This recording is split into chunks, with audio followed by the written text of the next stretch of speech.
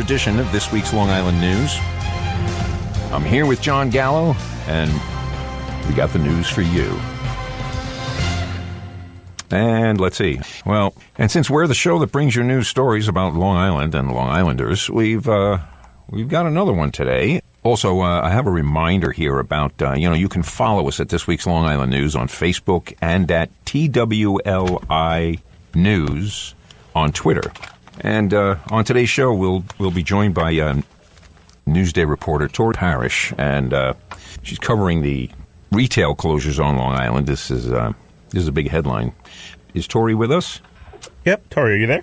Yes, I am. Hey, hello, Thank you for Tori. joining us. Hi. This is Bill, and I'm here with John Gallo, and we want to thank you for calling in. All right, thank you. Thank you for having me. Oh, anytime. So you got the story about Macy's. I didn't know they had 125 stores on Long Island. No, they have they're closing 125 stores nationwide. Nationwide, Yeah, thank exactly. God. Okay. I was going to say. Not that bad yet. I know of one. Yeah. No, they have 10 stores on Long Island, I believe. They already announced a couple weeks ago they were going to close the store in Comac in the summer, and they're going to close the store at Broadway Commons in Hicksville, they said, in the coming weeks. Okay. So Wow. I'm not sure if that's among the 125 they're going to close. Because they won't comment on. They won't list the stores that are part of the 125 they announced this week. Right. They're closing.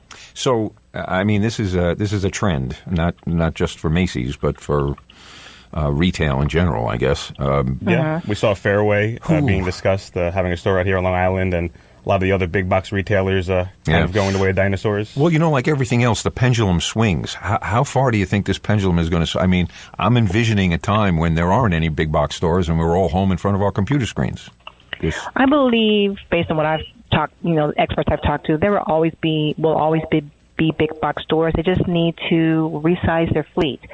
They need to adjust for the internet because it's not going away. But there will always be a need for big box stores. People will always want to go into stores, physical stores, to see things, try them on, touch them. Yeah. That's not going to change. It's just that the degree that they're doing it is going to change. Like I said, because the internet's here, it's not going away, and people can get things quicker, faster. They like the convenience of it. Some people prefer mom and pop. Yeah. Going into mom and pop stores as well. Right. It's very well. We have that example. We have a mom and pop hardware store in.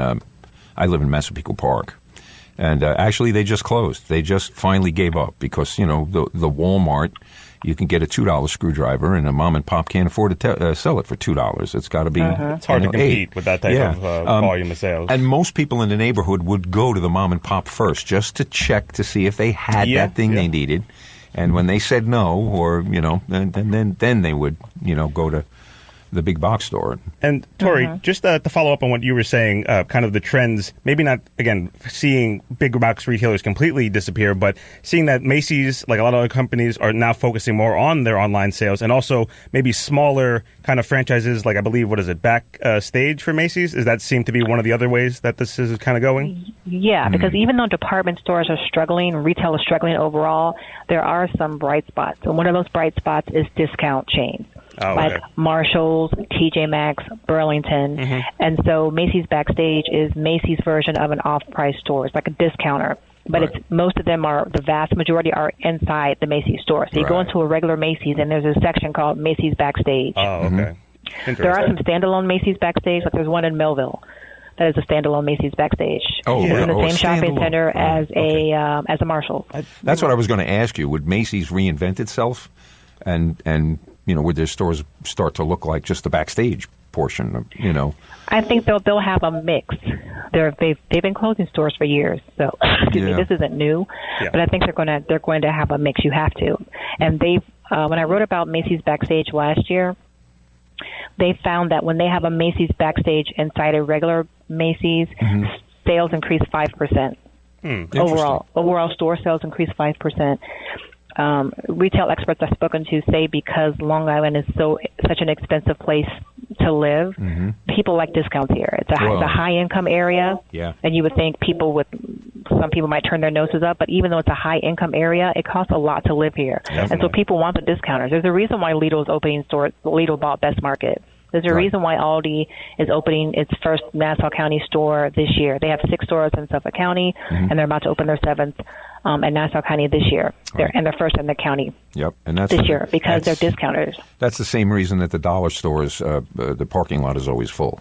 Yeah, every time I turn around, I'm writing about a new Dollar Tree opening. Yes, exactly. And like they're flourishing. I mean, and that makes it even harder for those small mom and pop businesses like we spoke about to compete with a supply chain like I'm sure the dollar stores have. You know what's interesting, too, is the other side of this. I have a friend who works in retail, and mostly it's electronics and appliances, those kinds of things. And he kind of lamented the idea that what he's turned into is the return place for people who got things online from that name's retailer and either were unsatisfied or just wanted to return it, and they brought it back to the local store. So he's no longer a salesman. He's a return guy. Yeah, I mean, I guess the hope would be that maybe when they come in, maybe they'll buy some other kind of ancillary items. I don't think they wanted this at all. No, of course. It's not the hope. There's no hope. Silver linings. They're not coming here to buy stuff. They're coming here to return the things that they bought online. Yeah. And now there's no physical place for them to bring it back, so they're bringing it back to my store. Yeah. You know. Yeah. When I interviewed somebody from Macy's, he said that brick and mortar stores have turned into showrooms for Amazon. Yeah. Right. Because people go in, and also when I wrote about last year, bridal shops.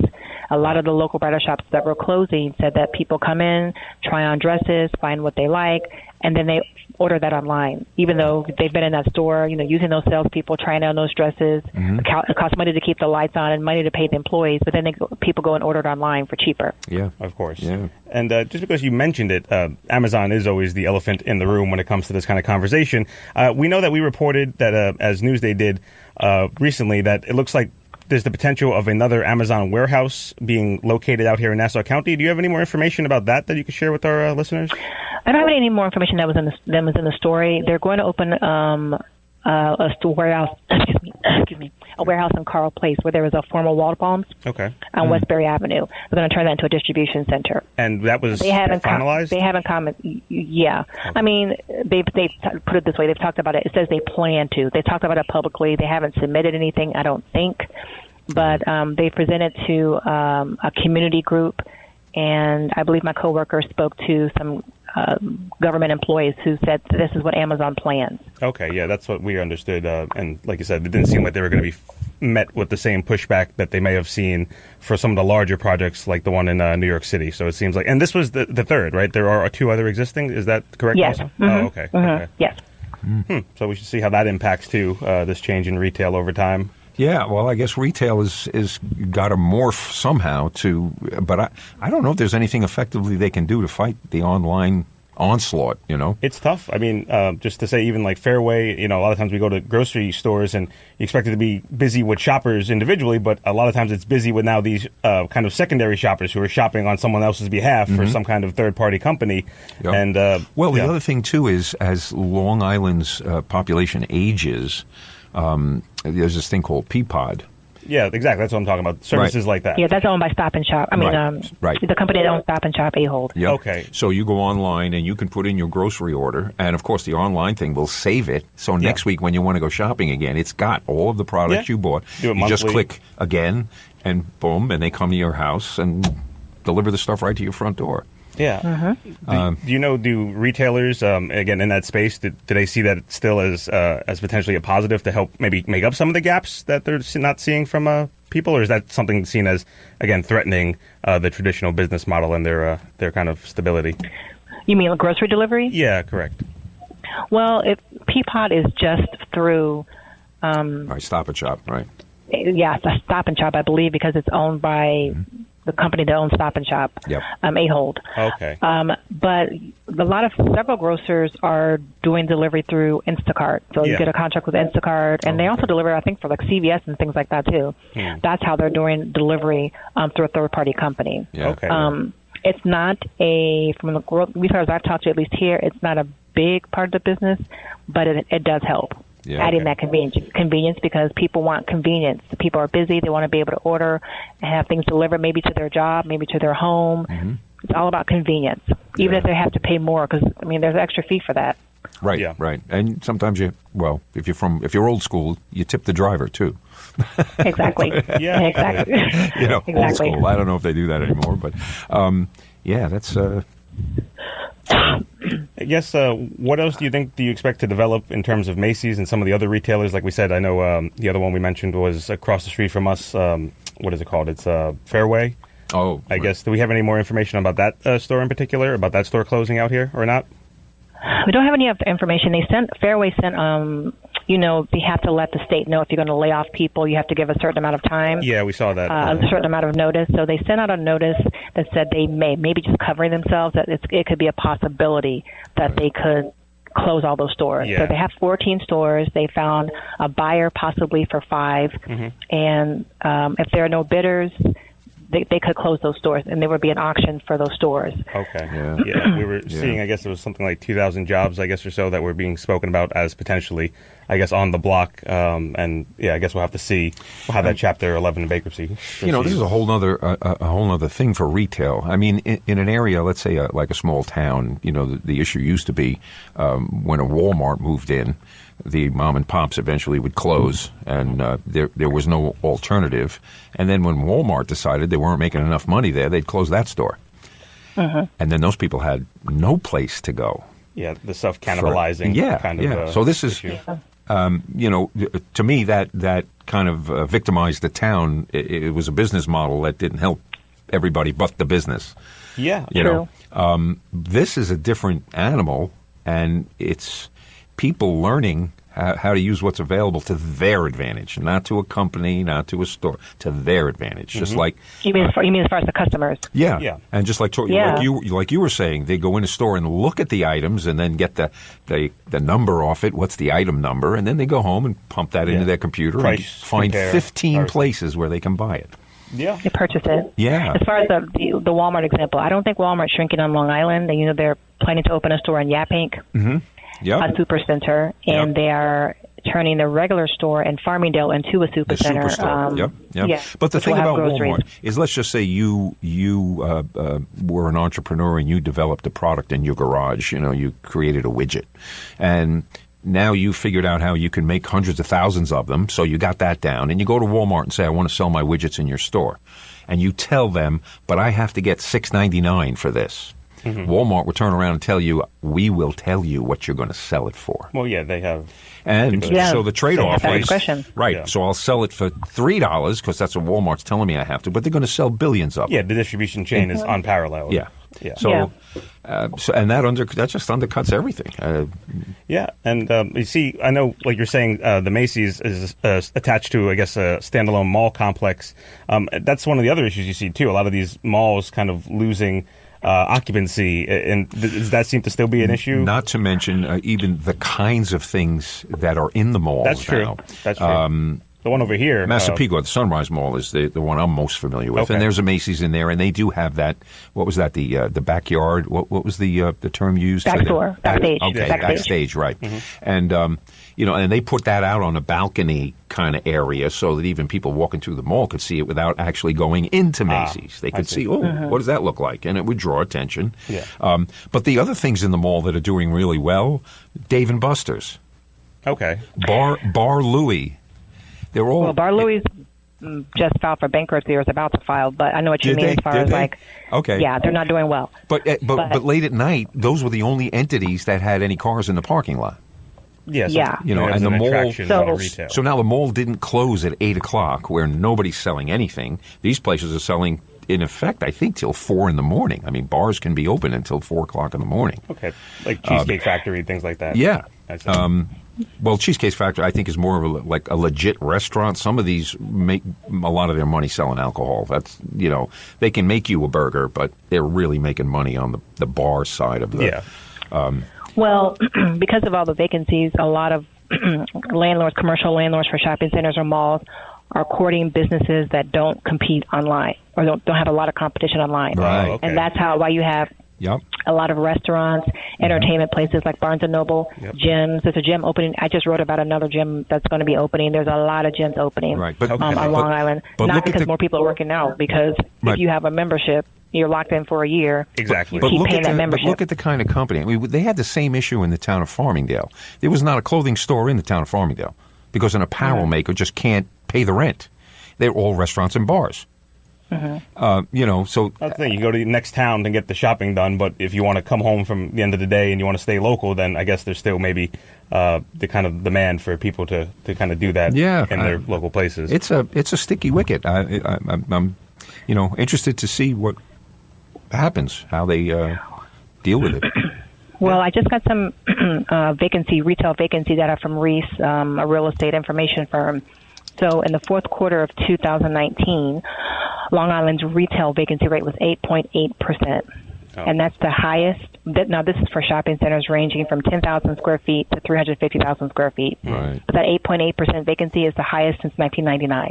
Wow. Yeah, that's not a good sign, obviously. Yeah, and again, it's the kind of things that you see in the mall. Like, there used to be a great leather shop in it's not there anymore.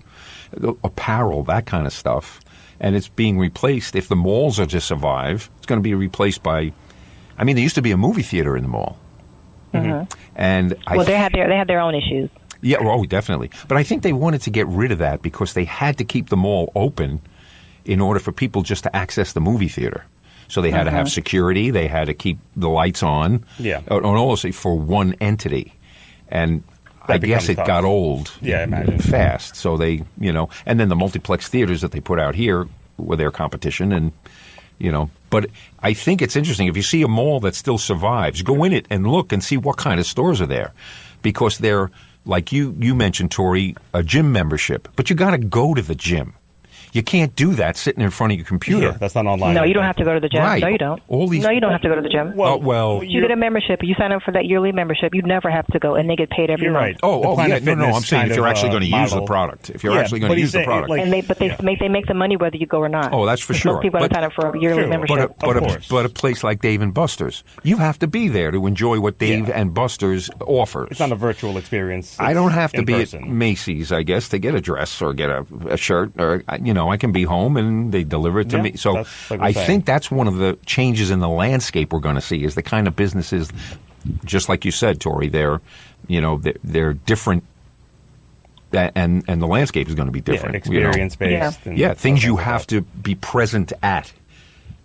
Rather than just a store you go and look in the window and take a thing home. Most definitely. Yeah. I guess is there any more that we should expect coming out of Macy's in the near future in terms of kind of clarifying about the stores out here on Long Island or what to watch? At some point, they said they're closing these stores. So if they are really legit closing these stores, then if they don't say, then it would have to come from the state.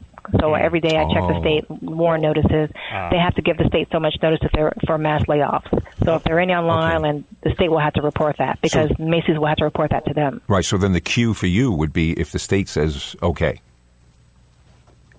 If it's filed in the filing, then we can assume that they'll close the stores soon thereafter.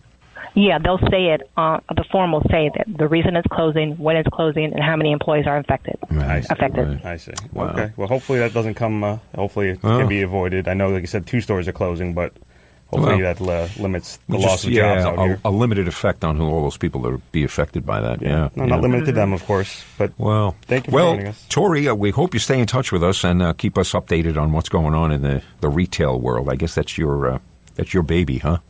Yeah. Day in and day out. I'm writing about a gym opening and something else today.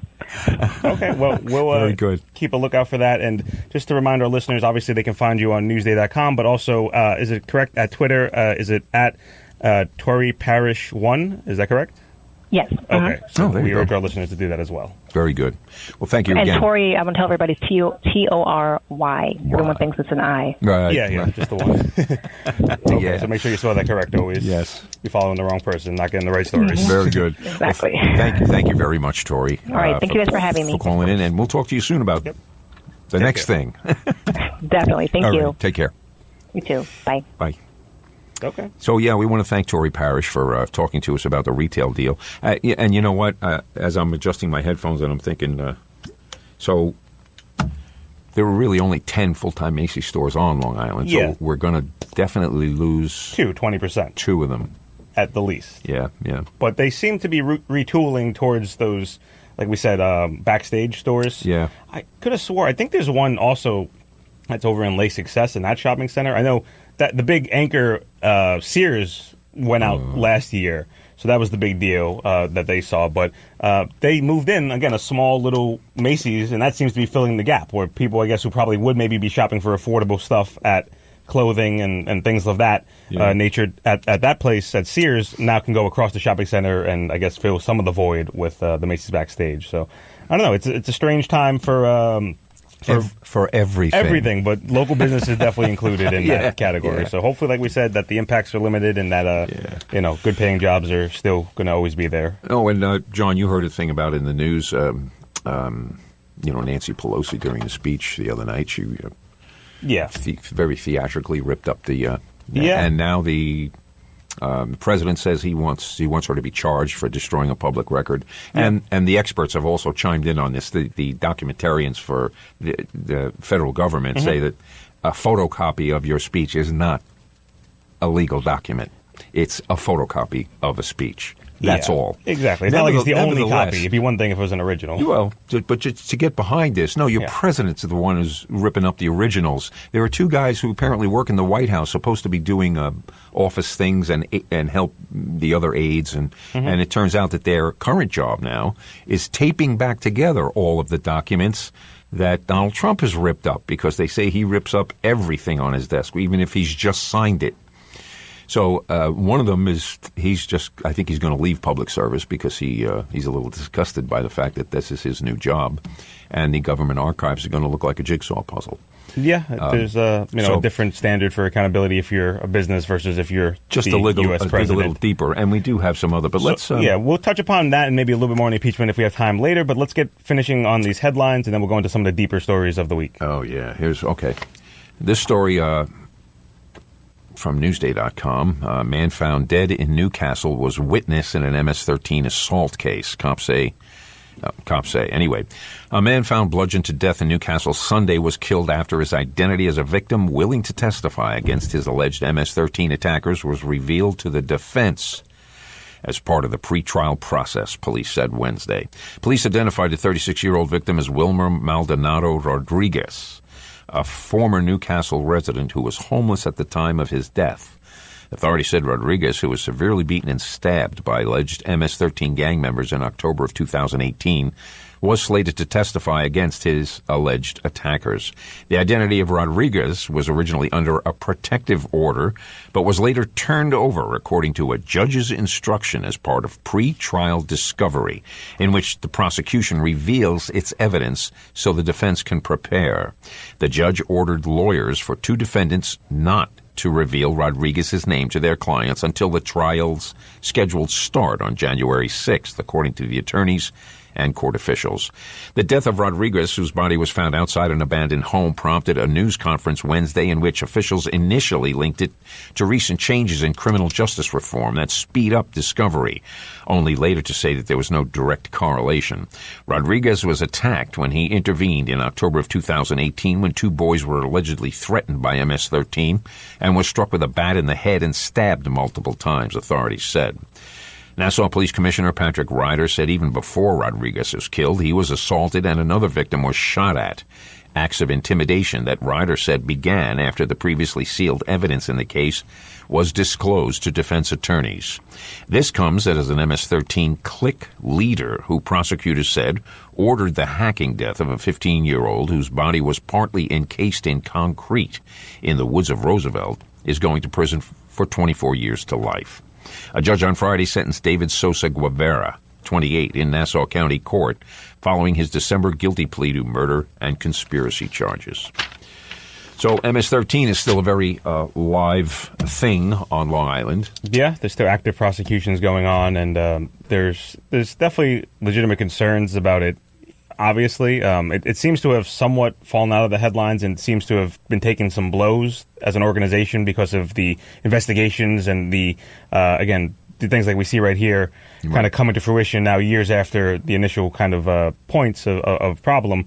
But yeah, it's something that you got to keep an eye on, and it's crazy because I was telling you off air another time that over by me, I'm in Queens, like just past the Nassau border, and it was a weird event that happened. Just my local parish, the church I go to, someone happened to be spray paint MS-13 right on the church and to face the church and to face the school, and it caused an uproar as you naturally would expect, but it leaves you kind of this weird empty feeling of not even knowing again, like, why would they want to do that? And if again, it could be just be some punk kind of dumb kids, just trying to catch attention and get a rise out of people, but it's just the nature that because the organization is a present and legitimate concern that people play with that and mess with people's fears and create anxiety and even further. So again, it's a shame that this is still an issue, but you got to get to the root causes of things that create the kind of I guess imperative for people to join gangs and get them early versus get them late. And I also think it's like we spoke about when Newsday did their expose about the real estate thing. Yeah. And what we came up with that is there needs to be something in place constantly. You can't go in and say, oh, we fixed the problem. Yeah, we waited until we found this many bodies, or we waited till. I don't think these are things that you go in and disinfect and then walk away from, and now they're gone. No, it needs more than just sunlight. Something needs to be put in place almost for every one of these issues that either agencies need oversight, people need oversight, whatever it is. Yeah. It's just incredible that they all seem to be coming out of the woodwork at the same time. Yep. Alternative youth programs, school funding, all that stuff, all connected like we always say. Yeah. Let's see what else we got in the headlines. Let's see what we got. State proposes vast expansion of artificial reef program. New York State is proposing to significantly expand artificial reef sites in the waters around Long Island while creating 4 new ones, affecting thousands of acres of sea bottom. The effort will add scrap steel and concrete to the hundreds of barges, ships, vehicles that already make up the expansive man-made reef system. Public hearings about the plan began yesterday at the Freeport Public Library. Governor Cuomo's administration has led a historic expansion of the reef program for several years, an effort largely cheered by environmental groups, recreational fishers, and divers because the reefs attract fish through protective habitat. However, they also limit commercial fishing directly around the reefs and may introduce non-native species to the area as ocean waters warm. The reefs also provide a cheaper alternative to disposing of construction and municipal debris. All the debris is screened for toxins and environmental hazards. The expansion of the program will also be the subject of public hearings this Monday at 6 p.m. at the DEC's headquarters in Setauket. The department will seek public comment through the end of February. Among the initiatives proposed are the creation of a new 850-acre reef at a site around 12 miles out to sea south of Nassau-Suffolk border, the creation of another off Huntington/Oyster Bay of 50 acres, a new 50-acre reef at Port Jefferson/Mount Sinai, and expansion of one at Smithtown. Other proposed enlargements include expansions of reef near Rockaway and quadrupling one called the McAllister Grounds off Jones Beach from 115 acres to 425. Expansion of the Fire Island Reef and one offshore Atlantic Ocean Reef expansion at Hempstead to 850 acres. Well, those are always good things. I always love to hear, Yeah. When my mom was a kid, they had a place out in Cutchogue. Okay. And, they knew, how can I say it, animal husbandry. Okay. They used to go crabbing all the time. And clamming. Yeah. So they made sure when the people came after them, there was something left. Yeah, it was responsible, yeah. They would take all the little ones out of that, and they would put them down near the dock. Yeah, knowing that they don't want to disturb the population and mess with harvest in a few later. weeks, we'll be able to go down there and get a decent-sized clam because we put them there, seeding the beds, that kind of thing. Yeah.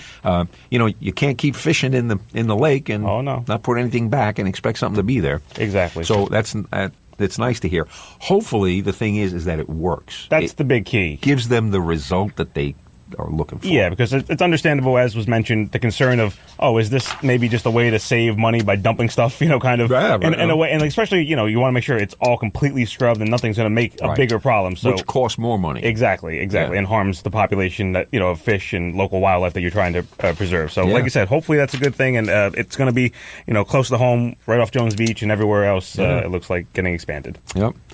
And then let's see what we have here. Local hospitals say they're ready should the coronavirus spread to Long Island. This is News Channel 12.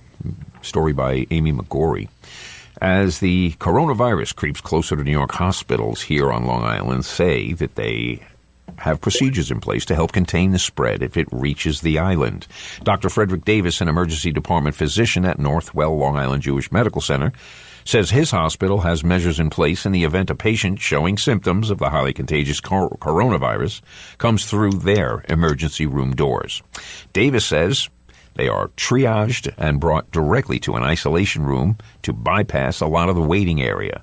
And if arriving by ambulance, they come in through an entrance that brings them into an isolation room. Healthcare professionals are also taking precautions, Davis explains. Davis says there is no cure for the virus. It's symptom management.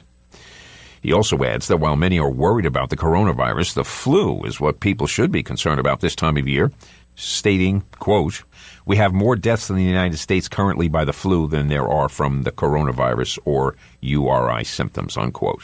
Well, he adds that the hospitals work with law enforcement officials and says the screenings at John F. Kennedy International and other airports are helpful in containing a potential outbreak. The coronavirus lockdown has also stranded some Long Island students in China, including 36 Stony Brook University international students. Wow. There's also a cruise ship on the coast of Japan as we speak. Yeah. And I think there are 40 or so people who have the coronavirus on the ship. That just broke earlier. I believe that there was a plane that was being grounded in San Antonio that they were going to put into isolation. And, we see that there are some pretty drastic measures being taken here in our country, but obviously, if you've followed the story at all, you see what's happening in Wuhan, China, and, a population the size of the New York City metro area or bigger is basically on full lockdown and isn't allowed to cross bridges or take trains and everything else. And, it's tough to imagine that. But at the same time, you can't get paranoia get to the best of you, but you got to understand that certain precautions are worth considering. But we also can't have what happens is fears of certain ethnicities and kind of stigma around people, saying, like we've seen that playbook before, and we definitely, need to always still be rational, while taking precautions. What do we say, John, all the time? Cooler heads need to prevail. Yeah. It's easier said than done with some things, but especially these types of things. I do know. Also, I'm not sure if they confirmed it, but there were 2 people who they were still doing evaluation also in Flushing, Queens. So, like I said, it is something to keep monitoring. Flushing is a big Chinese. A big population. I'm from that area, and my local state senator was involved with the Lunar New Year parade, which was coming up, and that's why a lot of people were back in China for the holiday. It's the epitome of the biggest kind of cultural holiday in most of Asia. So it's just a shame that it happens at that time, and like you see, these students are all kind of caught in limbo, and Well, the doctor too, who discovered it and was, I guess, considered the whistleblower because he was initially, when he mentioned that this thing is happening out there, the police in China approached him and told him to keep his mouth shut, and he didn't. He died from the disease. Oh, that's terrible to hear. He died today, I think, from the virus. But think if we didn't hear it from him. Yeah, how long would it take? How many more people would be in? We would be in the situation we're in now, maybe worse, and we wouldn't even know. Yeah, no, that's true. Then you really want to talk about public fears and everything like that. But like I said, that's something to watch, what you just raised, because I did see some stories breaking about maybe potentially, as can happen with the state, a government like China, is the state trying to somewhat manipulate the actual numbers to say it's not as bad? Because you see what happens to the economy, the stock market, everything else. I'm going to say that I think any government on the planet would do the same exact thing. Oh, yeah, you definitely would down... I'm not going to single out China simply because they're communist. You might want to underplay it, naturally. But you don't think we would do this? You always are going to try to, keep people from going into hysteria. But And I get trying to keep people going into hysteria, but people also need to know so that they because this thing could have grown that's negligence 1,000 times faster if they didn't stop any of the flights coming in and going. There'd still be hundreds of thousands of people every day come just transversing the planet. Oh yeah. How do you see? That's the thing that previous generations or other times in history they didn't have to deal with. It's the amount of people that can make it around the planet so fast. Oh yeah. travel is a whole other thing now with international flights, and the fact that you can get them online and you can get so many carriers and book the flight your own way. And that speaks to right where we're going to go right now. The next story we're going to segue into is about the Department of Homeland Security making some changes specifically only to New York about who can access these kind of quick transit programs for flight. And some of us believe New York, we're getting our wrist slapped as we speak. Yeah, definitely the governor feels the same. This is DHS cuts New Yorkers off from trusted traveler programs. New York residents will be cut off from trusted traveler programs that speed their re-entry into the country, a senior Homeland Security official announced yesterday. The decision to freeze New Yorkers' access to global entry and the 3 other programs reflects an escalation of the conflict between President Trump and states and cities that have declared themselves sanctuaries for immigrants in the country without legal authorization. New York's Green Light Law, which went into effect in December, allows people to get a driver's license even if they don't have legal residency in the United States. It includes a provision prohibiting the Department of Motor Vehicles from providing any data to entities that enforce immigration law unless a judge orders it to do so. Well, that makes it a target for Trump, who has made immigration enforcement a cornerstone of his presidency and knows it's a subject that motivates his base.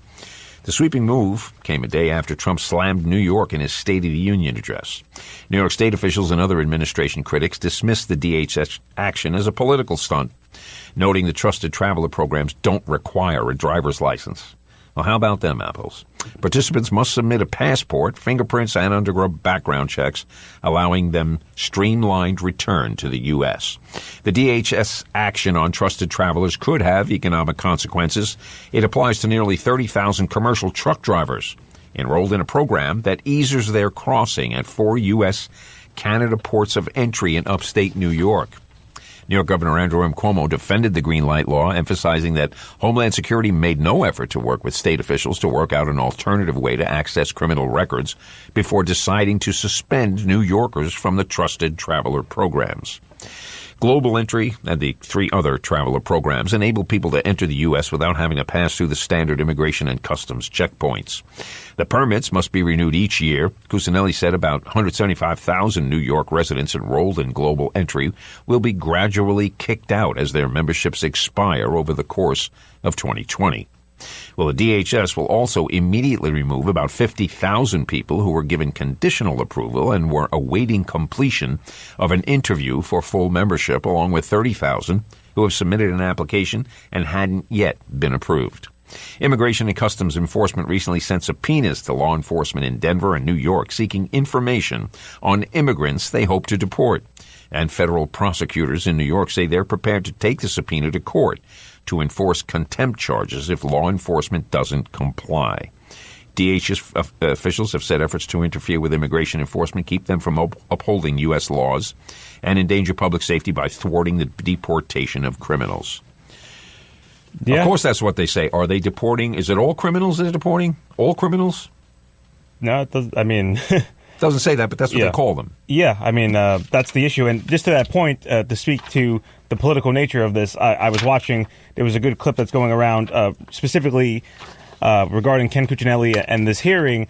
You had local Long Island congressional representative Kathleen Rice and some other representatives, Max Rose from Staten Island, and they were involved in this questioning of their panel of this policy, and they were incensed, not only because it's going to affect their residents and their constituents, but literally them. Like, so Kathleen Rice came out and was basically saying, so you're telling me that I'm not going to be able to use this anymore. You're telling me that I'm a threat, and she, and she was making these rhetorical points, and the guy really didn't have much to stand on. He was saying, well, that as according to the new policy, yes, that will be the case. But so just like the article says, it's a political stunt. Yeah, and Max Rose, again, this is someone who is in Staten Island. He's somewhat centrist, and the point is that he was a military veteran, and to say that again, people like who are him or military veterans, that they have to have their travel interfered with because of political disagreements. I don't know. And think about this: we have people actually working in the White House that haven't passed the security clearance. Yeah, and there's a lot of people who are on interim basis. But these people shouldn't be able to come into it.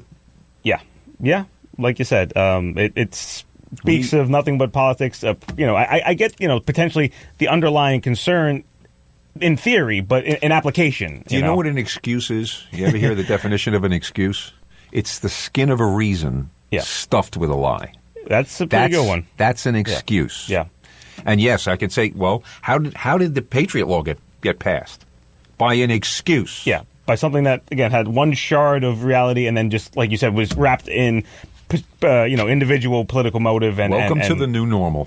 Yeah, unfortunately, but we'll keep an eye on that. And the green light law again is in the news a lot because of the DMVs, and that's the issue. But the other thing is, did we ever? I mean, like we asked the question with the release, the people getting bail reform law. Now that didn't occur just because somebody came into work one day with a great idea and said, "Hey, let's do this thing." Yep. It occurred because there were people sitting in jail for extremely long periods of time and hadn't even been charged with a crime. Yeah. So a condition existed that needed attention, and we got a new law. Mm-hmm. Like I said, is that the same case with them changing the law here? Is there really the need, or is this just them doing it because they think it's, again, politically... It looks like probably what it is. It's a political stunt. Yeah. And the other thing being, why only New York? There's no other borders. There's no other... No, as we said, there's other states that offer, again, undocumented immigrants licenses. They'll say that... Oh, that was the thing. There's I was going to bring up, is that New York State stands to make a lot of money from people buying licenses. Yeah, and now they're in this system. And we saw, too, it's affecting now economics when it comes to cross-border travel and cross-border, kind of commerce. If it holds up the truckers, we're all going to pay higher prices. Exactly. Then they pass it on to the retailers. So, and then they'll say, though, that they'll blame, again, Democrats, they'll blame the law, and they'll say, well, if they just would remove it, then, if they give us what they want, then we'll kind of, relieve the pressure, or as the governor said, the extortion. So, like I said, you leave it up to your own opinion, but you can see, what we think. It's kind of telling that only New York is the only place where this needs to happen. Let's see what we got here. Long Island, GOP picks Garbarino to run for Representative King's seat. Primary possible. Long Island Republican leaders on Tuesday announced they are backing State Assembly member Andrew Garbarino as their candidate to run for the seat of U.S. Representative Peter King, but a fight for the nomination is still possible. Garbarino, who's in his 8th year in the State Assembly, got the nod ahead of other contenders, including Suffolk County Elections Commissioner Lick LaLotta of Amityville and Assemblymember Michael LePetri, Republican from South Farmingdale. Suffolk GOP Chairman Jesse Garcia said in a statement the Republican parties of Nassau and Suffolk are united in their support of Andrew Garbarino to make this run to succeed our great current representative in Congress, Peter King.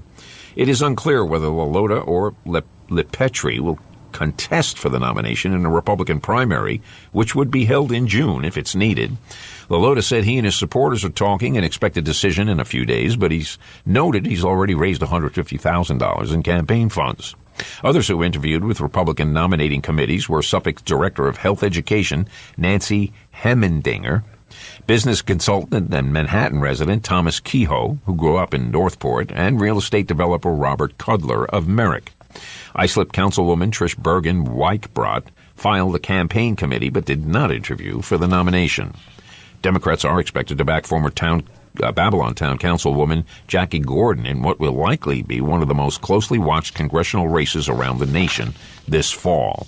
Other Democrats who have filed paperwork to run are Patricia Mayer, Johanna Ellerup, and Mike Sachs.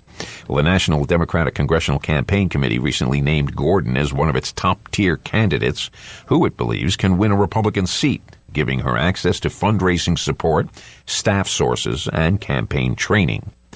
Well, King, the Republican from Seaford, is set to retire December 31st at the end of his 14th term in the House of Representatives. The 75-year-old said he's stepping down for personal reasons, among them the relocation of his daughter and her family to North Carolina. King's district, New York's 2nd Congressional, straddles Nassau and Suffolk counties along the South Shore, with about two-thirds of it in Suffolk. It is considered a swing district. It went for President Donald Trump in 2016, but twice backed President Barack Obama. King's retirement shifted the district from being considered likely Republican in 2020 to leaning Republican, according to the Cook Political Report. Well, Garbarino, 35, is the son of Islip Republican Town Chairman William Garbarino. Previously, he reported raising more than $200,000 in the first month after announcing his plans to run. According to some observers, the Republican Party chose Garbarino in part because his Islip base is very much a swing area in the congressional district. Garbarino was first elected to the Assembly in 2012 Currently, he is the ranking GOP member on the Insurance Committee. Yeah, so looks like going to be an interesting race to watch. A lot of Republicans leaving. Seems to be, a lot of people were kind of aging out of wanting to deal with these kind of primaries that weren't faced before. So, Peter King himself faced a pretty tough competitor last time in Layuba, and it was a little closer than people really expected. So I think a lot of people, they've had these long kind of careers, and they are, notable, and they have plenty of things that make people appreciate their time in office for the ones who do. But at the same time, you don't want to kind of go out on that negative note of being, defeated by someone who may be even an unknown kind of challenger, to an extent. So we'll see what happens. I can just say personally from my own kind of work experience that I have interacted, full disclosure, with Jackie Gordon, right? With Jackie Gordon, because she was out of an office that I was working out of on a different campaign. And they were doing their exploratory committee then, so they were locked in the back rooms, taking plenty of call time and doing that kind of stuff at the beginning of the cycle to figure out if they were going to be a legitimate contender for this seat. And it looks like they've decided they are, and looks like they're going to be getting some money from the national organization now to try to win that back. So that one will be watched pretty closely. Yeah. That's what it's all about. Oh, yeah. The money. Yeah. Yep. And we have an interesting story here from Newsday.com, story by Yancey Roy. Proposed bill would ban the police from using facial recognition technology. Well, a state senator is calling on New York to ban the use of facial recognition technology by police agencies, following the reports that its use is much more widespread than previously known. State Senator Brad Hoylman, the Democrat from Manhattan, said recent news reports reveal companies have been scraping Facebook, YouTube, and other online and public sources to compile a database of images most people aren't aware of. The companies, including the controversial Clearview AI, which claims to have processed 3 billion images, then pitched the information to police agencies around the nation, including the Suffolk County Police Department, one of its customers. Well, Holyman stated, quote, "In the wrong hands, this technology presents a chilling threat to our privacy and civil liberties, especially when evidence shows this technology is less accurate when used on people of color, transgender, and non-conforming people. New York must take action to regulate this increasingly pervasive and dangerously powerful technology before it's too late." Well, an attorney for Clearview AI called the proposed bill too broad and said the company's software has helped police solve crimes, and the move to ban the technology amounts to a, quote, "rush to condemn these harms that haven't happened," unquote. Holman's legislation echoes other proposals in Albany aimed to rein in surveillance and strengthen privacy protections. A bill by Assembly member Monica Wallace, the Democrat from Lancaster, would ban schools from using facial recognition technology. Another bill from State Senator Kevin Thomas, Democrat from Levittown, would force all companies that collect personal data to first obtain, quote, "expressed and documented consent," unquote, from consumers before using, selling, or sharing their data. At issue with Holyman's bill is the reported growing use of facial recognition technology by police. A number of municipalities have banned its use, and other states are considering prohibitions as well. Defense attorneys and civil liberties groups warn about the Big Brother surveillance aspect while contending the technology can be inaccurate and misused for non-policing purposes. Michael Sizitsky, an attorney with the New York Civil Liberties Union, said in a statement, quote, "There's overwhelming research showing facial recognition's inability to accurately identify women, young people, and people of color," unquote. Well, Clearview AI has said it supplies the technology to more than 600 law enforcement agencies around the country.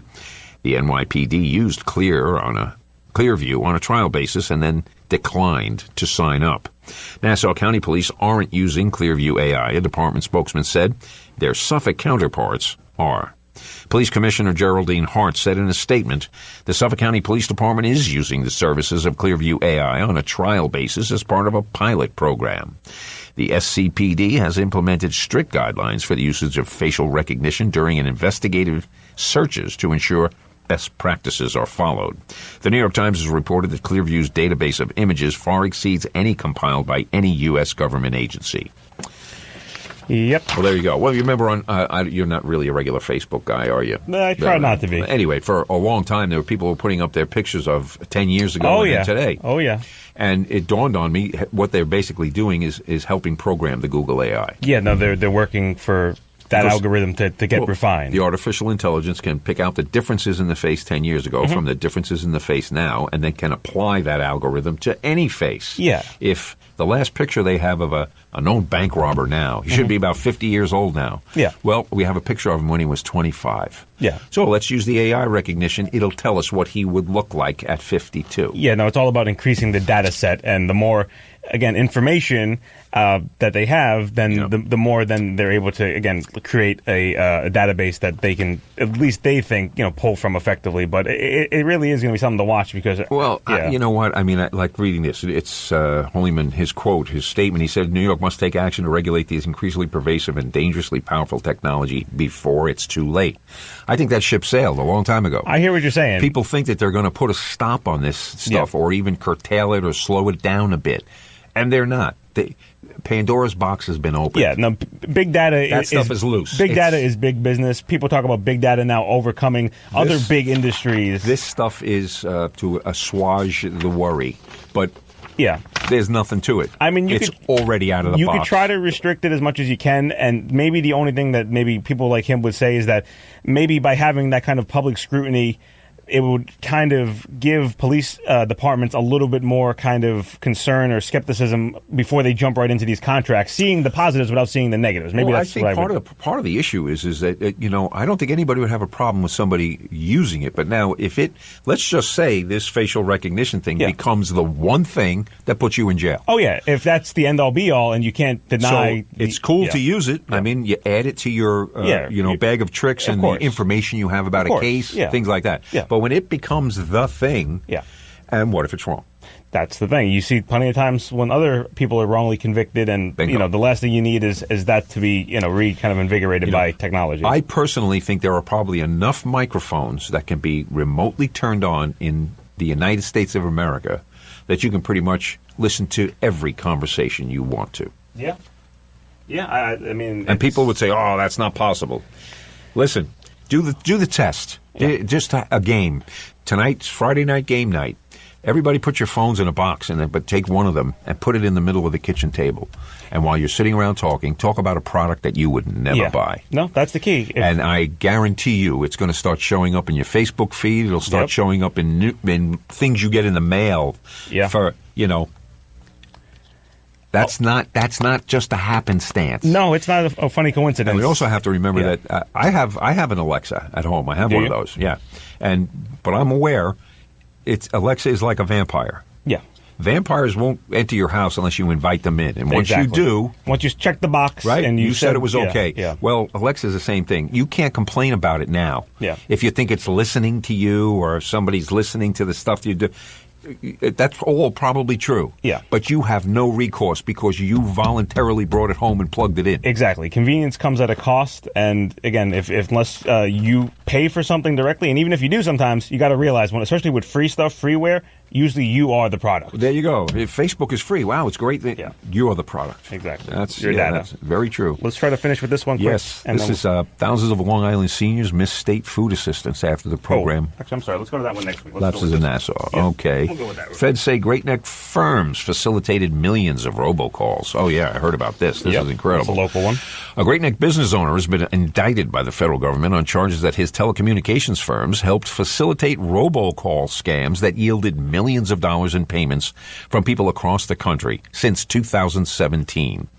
Wow. The complaint submitted for the lawsuit in the United States District Court for the Eastern District of New York claims that a number of companies run by Great Neck businessman John Cahan, Global Voicecom and Global Telecommunications Services Incorporated, and an IP dish, which investigators claim Cahan operates out of his Great Neck home, knowingly provided foreign call centers, mostly in India, with voice-over Internet protocol services that allowed those companies to contact millions of Americans every day using false phone numbers that made it appear as if the calls were coming from local lines or government services. The complaint reads, since at least 2017, the defendant have knowingly provided U.S.-bound calling services to foreign fraudsters operating robocall scams, acting as a gateway carrier and passing robocalls into the U.S. telephone system by the millions. In addition, the defendants have provided return calling services to the fraudsters operating the robocall scams, for which defendants are also paid, enabling the fraudsters to establish contact with unwitting individuals after the individuals are deceived by a robocall.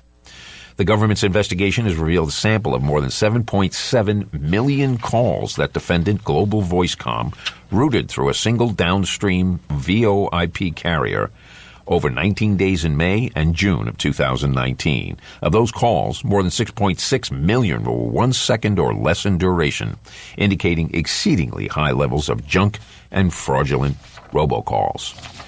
Well, there you go. Yeah. Well, we've discussed those robocalls being a constant nuisance in the past, and we'll follow up with that a little bit next week and see exactly what's going to go on. Because, again, it seems to be groundbreaking because the DOJ is saying that this is the first time they've pursued it against an individual company, so there'll be more to come from and it's interesting. They found one company, and they got to 7 million calls. So there could be just peppered around the country or around the world. Well, there was also one other, group of people or company in California, I want to say, I believe, was the other one that they were pursuing. But it was interesting to see that, we all get these calls, and for all we know, they could be coming right here from Great Neck. So, right. Somebody's random house with a shell company. When I worked for the telephone company, there's a thing called a WATS line, WATS, Wide Area Telephone Service, 800 numbers. Oh, yeah. So you see an 800 number on your phone, you have no idea where they're from. It could be from anywhere. But nowadays, I can make it look like I'm your next-door neighbor, and I could be calling from Thailand. Yeah, you can spoof any phone number and area code and stuff like that. But we'll talk about it more. Now we got a little bit of weather, right? In any event, let's see what we got here. My electronics is telling me that it actually, once I get my electronics, 39 degrees. The temperature's going to drop tonight. So I think but here's the weather, actually, from the machine. High wind warning until 7 o'clock tonight, and then tonight, partly cloudy and much colder. They're saying low 26, so it's going to get chilly. Oh, yeah. And then tomorrow, sun and clouds with a high of 41, and Sunday, more sun than clouds and a high of 44. So it's 39 degrees right now outside our studios in Garden City, New York. And I want to say, you're here this weekend. Check out WHPC and all the great programming tonight. Friday night's a great night. Steve Mandracina, Anything and Everything. Rob Leonard's doing the Beatles show. Tom and Heidi will be here with How the Music Changed. Yep. We got Ritmo Latino for late night for some of the Latin music lovers. There you go. And of course, we got right now the sports guys coming up here with Sports Talk, and they'll have all and just the news remember, if you're looking for a show, just go to ncc.edu on your computer, and you'll see Nassau Community College, and you'll see WHPC, and you can click on there. You'll get a program guide, and you can find your show. We're on 24 hours a day, 7 days a week. So join the crew. And here come the sports guys to bring you up on what's going on. Listen, have a great weekend, and we'll see you next time right here on 90.3 WHPC. The views expressed on air are not necessarily those of WHPC, its management, or Nassau Community College. Responsible opposing viewpoints will be considered by emailing them to whpc@ncc.edu or by mail at WHPC 1 Education Drive, Garden City, New York 11530. Thanks for listening to the voice of Nassau Community College, 90.3 WHPC. This show on 90.3 WHPC is brought to you by Brooklyn Dip and Burger, located at 1850 Front Street in East Meadow. Brooklyn Dip and Burger's menu includes a Brooklyn-style roast beef dip and Black Angus burgers. You can catch a game on one of their 75-inch TVs, and specialty cocktails and beers are available at their bar. More information is available by searching for Brooklyn Dip and Burger on Facebook. This show on 90.3 WHPC is brought to you by the nonprofit organization the Kedner-Stephen Foundation, who helps to build schools in Haiti. Their 5th annual Black Tie Fundraiser Gala to improve one existing school is happening on Saturday, March 14th at Platt Deutsch Park Catering, located at 1132 Hempstead Turnpike in Franklin Square. Several international artists will perform, and tickets include dinner and drinks. More information is available by calling 347-693-6407 or online at KednerStephenFoundation.org. That's KEDNERSTIVEN Foundation.org. Oops. We did it again. Nominated as the best community college radio station in the nation by the Intercollegiate Broadcasting System. The voice of Nassau Community College. This is the award-winning 90.3 WHPC. WHPC HD Garden City. Available anytime on your smart speaker. Play WHPC. And anywhere on iHeartRadio. The gloves are coming off. We're about to go full court press. It's time to play ball. Listen in as we tackle everything in the world of sports right now. Throw your hat in the ring at 516-572-7440.